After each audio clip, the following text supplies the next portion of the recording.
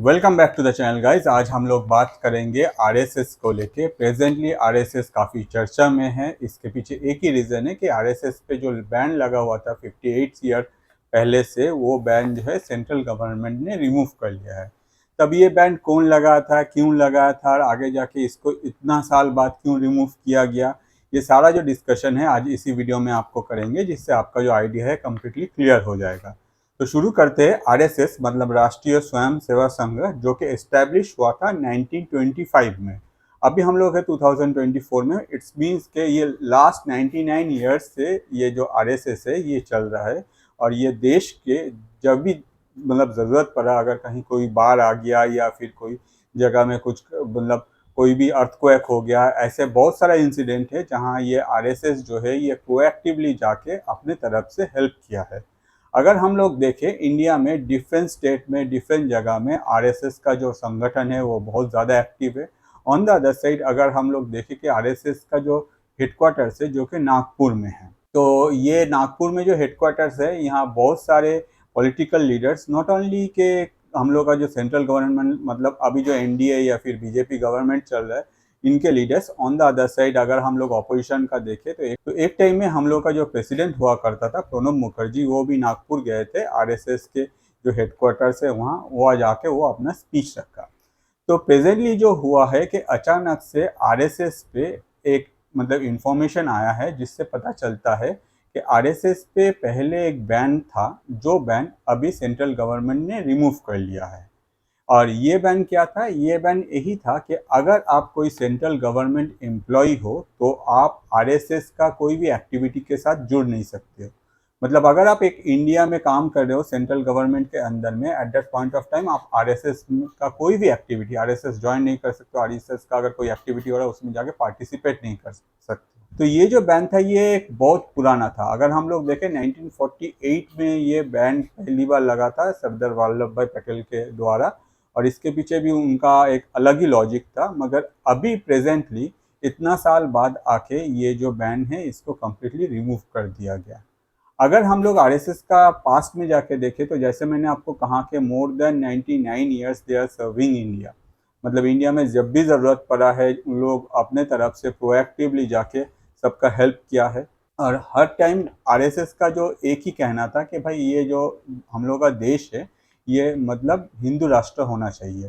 तो इस बात को लेके बहुत अनबन था एक टाइम में जब ये बैन लगा था। अगर हम लोग 1948 में देखें तो उस टाइम में इंडिया के डेप्यूटी पीएम और जो होम मिनिस्टर थे सरदार पटेल, उसने आरएसएस पे ये बैन डाला था, क्योंकि उनका कहना था कि आरएसएस का जो सोच है वो एक हिंदू राष्ट्र बनाने का, मतलब पूरा जो इंडिया है ये पूरा इसमें जो रहेंगे वो लोग जो रिलीजन फॉलो करेगा वो है हिंदू।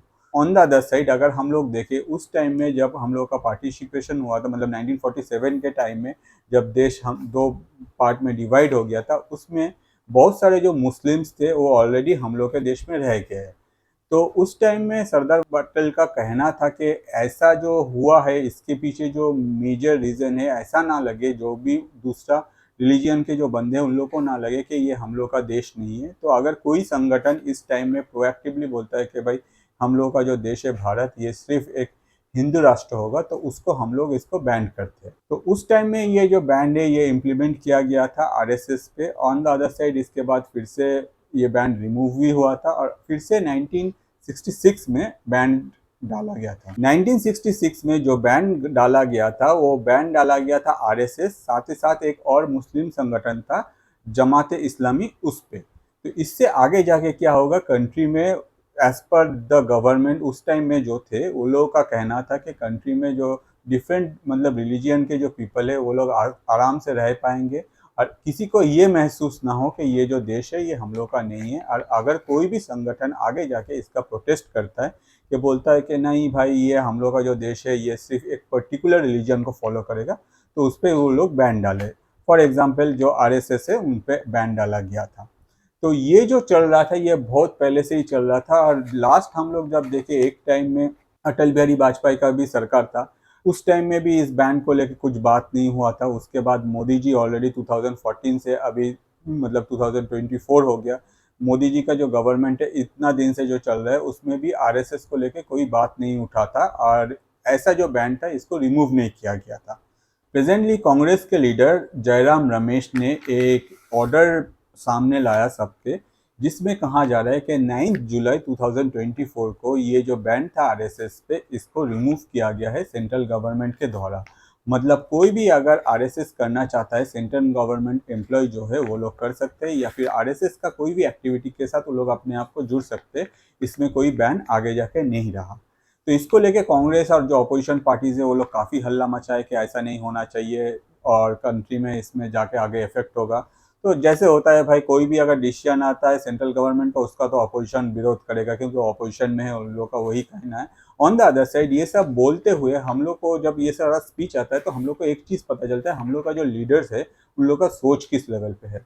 बहुत सारे अपोजिशन पार्टी के जो लीडर्स है वो लोग बहुत कुछ बोल देते हैं जब भी कोई नया ऐसा कुछ रूल आता है या फिर ऐसा कुछ चेंजेस होता है, मगर उस टाइम में पता चलता है एक लीडर जो है उनका सोच कितना बड़ा है, या फिर वो कंट्री के लिए सोचता है या फिर सिर्फ अपना जो वोट बैंक है उसके लिए सोचता है। तो जो भी हो, ऑन द अदर साइड अगर हम लोग देखें, ये जब इसका राय आया इसके बाद आरएसएस को भी पूछा गया कि आप लोगों के रिलेटेड ऐसा एक मतलब ऑर्डर आया है तो आगे जाके क्या होगा। तो आरएसएस ने डायरेक्ट बोला कि ये जो बैन लगाया था जिस टाइम में, वो कम्प्लीटली जो था ये गलत था। हम लोगों पे जो बैन लगाया गया था ये कम्प्लीटली गलत था। ऑन द अदर साइड अगर हम लोग देखें कि इतना साल से हम लोग 99 ईयर्स से हम लोग देश का सेवा कर रहे हैं, और हम लोग को चाहिए कि देश जो है वो आगे बढ़े। देश का जब भी ज़रूरत होता है हम लोग हर चीज़ में पार्टिसिपेट किए, और हम लोग से जितना होता है उससे ज़्यादा हम लोग देश को कंट्रीब्यूट किए। तो इससे पता चलता है कि हम लोग का जो एक्टिविटी है वो क्या है। ऑन द अदर साइड अगर हम लोग देखें, एक लॉन्ग टर्म जो ये बैन लगाया गया था उसके बाद भी आरएसएस जो है वो पूरा इंडिया में ज़्यादातर जगह में एक्टिव है और वो लोग काम कर रहे हैं। जो भी हो, ये जो नया बैन जो अभी हटाया गया है इसको हम लोग स्वागत करते हैं, हम लोग वेलकम करते हैं, और आगे जाके अगर कोई मतलब हम लोग अपने तरफ से हम लोग के कंट्री के लिए जो भी हो सके हम लोग वो करेंगे। तो ये जो था ये आरएसएस का बयान था। अगर हम लोग सेंट्रल गवर्नमेंट को देखें तो बहुत साल पहले से ही आरएसएस और बीजेपी का जो कनेक्शन है इसको लेके अपोजिशन लोग हर टाइम हल्ला मचाते ही रहते हैं। दूसरा साइड में अगर हम लोग अपोजिशन का माने कि बहुत साल पहले से ही उन लोग का सोच है कि भाई आरएसएस के साथ बीजेपी का जो कनेक्शन है ये बहुत गहरा है और ये बहुत पहले से ही चल रहा है। इसके वजह से जो अपोजिशन जितने भी पार्टीज है ये लोग आरएसएस को उतना पसंद नहीं करते, या फिर आरएसएस का जो एक्टिविटी है उसमें उतना पार्टिसिपेट नहीं करते। मगर जैसे मैंने आपको बोला, जो प्रणब मुखर्जी हम लोग का एक टाइम का जो प्रेसिडेंट थे जो कि कांग्रेस पार्टी से थे, वो आरएसएस के नागपुर के हेडक्वार्टर्स में गए, वहाँ स्पीच दिए, और आरएसएस का कहना है कि भाई हम लोग जो काम करते हैं इसमें सिर्फ जो बीजेपी या फिर एनडीए के लीडर से वो लोग हम लोग को सपोर्ट करते हैं ऐसा कोई बात नहीं है। डिफरेंट पार्टी के लीडर डिफरेंट टाइम में हम लोग के साथ जुड़े हैं और हम लोग का काम को उन लोगों ने सराहा है कि भाई आप लोग अच्छा काम कर रहे हो देश के लिए, जो बात एकदम सच है, इसमें कोई डाउट नहीं है।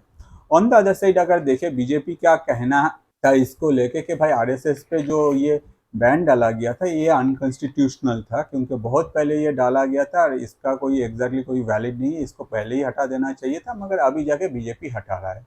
और अभी जब हटाया तो इसको लेके भी अपोजिशन छोड़ने वाले नहीं थे। तो अपोजिशन का कहना था कि बीजेपी और आरएसएस का जो रिलेशन है इसको और भी मजबूत करने के लिए, क्योंकि इस बार जो लोकसभा इलेक्शन है उसमें बीजेपी पहले से ज़्यादा सीट ऑकर नहीं कर पाया, तो इससे क्या होता है अपोजिशन का सीट जो है वो काउंट बढ़ गया। तो अपोजिशन सोचा कि हम लोग बहुत ज़्यादा ताकतवर हो गया और बीजेपी एकदम कमज़ोर हो गया, मगर ऐसा नहीं है, क्योंकि बीजेपी जो है उसने इस बार ऑलरेडी सरकार बना है, उसका सरकार चल रहा है। भले ही ये इसके साथ और भी पार्टीज जो है वो लोग आए और एक साथ मिलकर बनाए, मगर जो इसके पास पावर है उसी का तो मतलब सब कुछ सुनता है, वही बात है। ऑन द अदर साइड अगर हम लोग इसको देखें तो बीजेपी का जो कहना था, बीजेपी का कहना था कि भाई आरएसएस पे ये जो बैन डाला गया था ये कम्प्लीटली अनकॉन्स्टिट्यूशनल है और इसीलिए इसको रिमूव किया जा रहा है। और अपोजिशन का माने तो अपोजिशन कह रहा है कि भाई बीजेपी जो है आरएसएस को ये सब छूट दे के अपना जो पावर है वो और भी जाके इंक्रीज कर रहा है, क्योंकि बीजेपी अभी बहुत कमज़ोर पड़ गया है और आरएसएस के साथ बीजेपी का जो रिलेशन है वो और भी इम्प्रूव करने का कोशिश कर रहा है। तो इसमें एक क्वेश्चन अराइज होता है कि अगर बीजेपी को आरएसएस को इम्प्रूव मतलब पावर इम्प्रूव करना था या फिर आरएसएस के साथ रिलेशन और भी अच्छा करना था, तो ये तो उस टाइम में होता था जब अटल बिहारी वाजपेयी जी का गवर्नमेंट चल रहा था, उस टाइम में ही कर सकता। अगर अटल बिहारी वाजपेयी जी का गवर्नमेंट के बाद भी 2014 में जब मोदी जी आए तो 2014 में ही मोदी जी ये डिसीजन ले सकता था अगर चाहे तो। तो कम्प्लीटली डिपेंड करता है ये जो डिसीजन है एग्जैक्टली हम लोग अगर देखें तो ये कोई मेजर ऐसा डिसीजन नहीं है जिसमें कि कोई भी किसी का खराब हो। ये जो डिसीजन है एग्जैक्टली अच्छा ही है कि भाई डेमोक्रेटिक कंट्री है। अगर आप कोई भी ऑर्गेनाइजेशन के साथ जुड़े हो, अगर आप सेंट्रल गवर्नमेंट हो या फिर दूसरा कंट्री के या फिर दूसरा कोई प्राइवेट सेक्टर में हो, तो आप उसके अलावा अपना जो टाइम है वो आप किस संगठन के साथ जुड़ के क्या करोगे, ये कम्प्लीटली आपका डिसीजन है। हाँ, अगर आप देश विरोधी कुछ करते हो at that point of time ये करना नहीं चाहिए, ये गलत है। ऑन द अदर साइड अगर कोई संगठन इतना लॉन्ग टर्म से देश का सेवा कर रहा है तो उसके साथ अगर आप जुड़ते हो तो ये अच्छी बात है। हो सकता है कि ऑपोजिशन को आरएसएस का ये जो एक्टिविटी है ये सब चुभता है इसलिए ऑपोजिशन ऐसा बोल रहा है, ये आगे जाके कम्प्लीटली डिपेंड करते हैं सब अपना चॉइस पे। On the other side RSS और बीजेपी इस मतलब जो ये डिसीजन लिया गया इसको लेके काफ़ी खुश है। दुनिया में अगर देखें कि बहुत सारे ऐसे संगठन है जो बहुत सारे जो नीडी पीपल है उन लोगों का हेल्प करता है और वो लोग सेल्फलेसली हेल्प करता है, ऐसा नहीं कि उन लोगों को इन रिटर्न कुछ चाहिए। तो अगर ऐसा कोई करता है और ऐसा कोई सोचता है तो वो सोच और वो करने में एक अच्छी बात है। आगे जाके सिर्फ ऑपोजिशन में है इसलिए उसके खिलाफ खड़ा होना ये थोड़ा सा अच्छा नहीं लगता है। कम्प्लीटली डिपेंड करता है पॉलिटिक्स के, क्योंकि पॉलिटिक्स में क्या होता है कौन क्या डिसीजन लेगा, सबको एक ही चीज़ दिखता है भाई अपना फ़ायदा। और अपना फ़ायदा अगर मिल जाता है तो हर कोई भाई कुछ भी बोल सकता है। और मेनली मुझे जो ख़राब लगता है कि ऐसा कोई भी डिसीजन है उस टाइम में जो पॉलिटिकल लीडर्स है उन लोग का जो मतलब कुछ भी बोल देते, वो लोग सोचते नहीं कि भाई बोलने से पहले मैं एक बार दो बार सोच लूँ, क्योंकि मैं एक इलेक्टेड लीडर हूँ। आगे जाके जो भी ये सुनेगा उस पर असर पड़ेगा कि भाई मेरा जो सोच है उसके पास भी जाएगा कि मैं इस लेवल तक नीचे जा सकता हूँ या फिर ऐसा भी सोच सकता हूँ। तो जो भी है कम्प्लीटली ये डिसीजन अभी फाइनल है और आगे जाके इस रिलेटेड अगर कुछ भी इंफॉर्मेशन आता है तो मैं आपको अपडेट करता रहूँगा। और ऐसे ही इंटरेस्टिंग टॉपिक, बहुत सारा इंटरेस्टिंग टॉपिक दुनिया में हर दिन हर जगह कुछ ना कुछ होता ही रहता है। मैं कोशिश करता हूँ अपने तरह से ज़्यादा वीडियो बना के आप लोगों के सामने लाने के लिए, मगर सारा टॉपिक तो मैं कवर नहीं कर पाता हूँ, मगर फिर भी कोशिश जो है वो जारी है। और होपफुली आपको ये कोशिश अच्छा लगता है। अगर आपको मेरा वीडियो अच्छा लगता है तो मैं आपको रिक्वेस्ट करूँगा मेरा YouTube channel that is Atanu Paul ATANU space PAUL को सब्सक्राइब कीजिए। वहाँ डिफरेंट टॉपिक में बहुत सारे वीडियोज़ है जो कि ईजिली मैं बोलना का कोशिश करता हूँ, तो आपको हो सके कि वो वीडियो अच्छा लगे। जो वीडियो अच्छा लगता है आपके पार्टनर, आपके बेस्ट फ्रेंड, आपके दोस्त के साथ शेयर कीजिए, क्योंकि इससे जो है आपका जो थॉट है वो उन तक पहुँचेगा। साथ ही साथ हम लोग जैसा जो नया क्रिएटर है हम लोग को ग्रो करने का चांस मिलेगा, आपका हेल्प मिलेगा और होपफुली आप इस बार ज़रूर ये करेंगे। आज के लिए इतना ही। मैं अतनु, थैंक यू।